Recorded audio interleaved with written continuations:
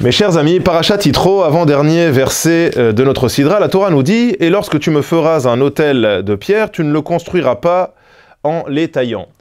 Interdiction donc de construire l'autel, le Misbéach, en pierre de taille, une interdiction introduite de manière assez surprenante par la Torah, par le vocable ve'im, ve'im qui veut dire généralement « et si » et que j'ai traduit volontairement par « lorsque » en me référant à Rashi, puisqu'il y a 3 exceptions dans la Torah, 3 exceptions dans lesquelles la Torah, malgré l'emploi de la locution conditionnelle ve'im, nous demande de traduire lorsque nous confirme le caractère obligatoire de la chose. Ces 3 exceptions sont donc l'autel en pierre de taille, tel qu'il figure dans notre Sidra, l'obligation ve'im kesef talvet ami, im kesef talvet ami, l'obligation de prêter à une personne nécessiteuse, et enfin l'obligation d'apporter un sacrifice du Homer, qui est un sacrifice de remerciement à Dieu, un sacrifice collectif qui était apporté le premier jour de Shavuot. Pourquoi, dans ce cas-là, demande le Maharal, utiliser un langage conditionnel? Pourquoi rentrer dans quelque chose d'aussi alambiqué, alors que la Torah aurait pu tout simplement, lorsqu'elle a introduit ces 3 mitzvot au caractère obligatoire, utiliser la locution « lorsque ». Nous dit le Maharal, tout simplement parce que lorsque nous accomplissons ces commandements, bien qu'ayant un caractère obligatoire, nous devons, nous, être dans un état d'esprit qui nous pousse à faire les choses naturellement. Pas avec un sentiment de contrainte, pas avec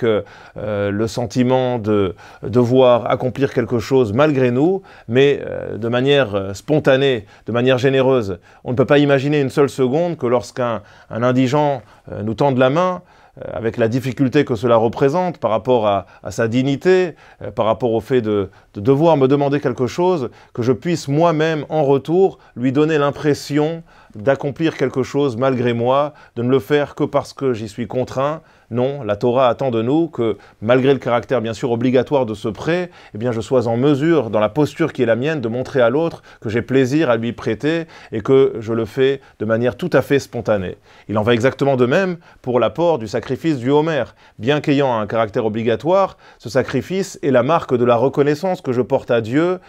pour les pluies qui ont permis à cette récolte de pousser. Il est donc tout à fait normal que malgré le caractère obligatoire de ce sacrifice, l'état d'esprit dans lequel la Torah me demande d'être,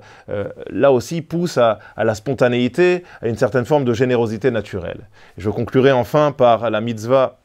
dont parle notre Sidra, dans l'avant-dernier pasouk, qui est celui de la construction de l'autel, l'autel étant